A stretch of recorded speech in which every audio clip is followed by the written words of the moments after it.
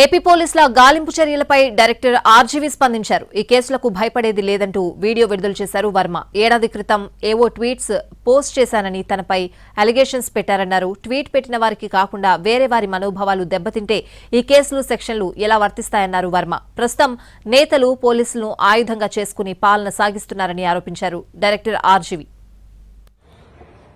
Extremely sorry to disappoint. అంటే ఇప్పుడు ఉనికిపోతున్నాను మంచం కింద కూర్చొని నేడుస్తున్నాను అని అందరూ what ever the media speculating అందరికి చిన్న డిసప్పాయింట్మెంట్ ఉండొచ్చు వీడియో.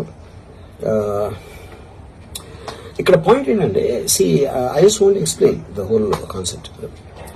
ఇప్పుడు నేను ఆల్మోస్ట్ ఒక 1 year బ్యాక్ ఏదో ట్వీట్స్ పెట్టాను అనే ఎలిగేషన్. ఆ ట్వీట్స్ ఎవరో మనోభావాలు దెబ్బతిన్నాయి.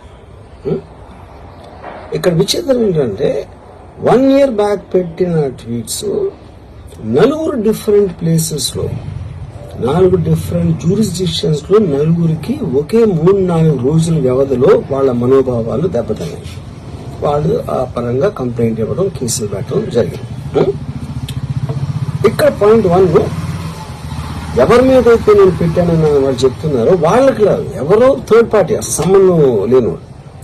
ఆ కాంటెక్స్ట్ లో అసలు ఈ కేసు ఎలాగా ఈ సెక్షన్స్ ఎలా వర్తిస్తాయి అనేది అప్పుడు ఆబ్వియస్ గా నాకు వచ్చే అనుమానం కానీ నాకు కానీ నా మనుషులు కానీ ఇది ఒక పర్సిక్యూషన్ చేయటానికి ఒక పద్ధతి ప్రకారం ఉన్న ఎలవబుల్ లాస్ ని వాడుతున్నారా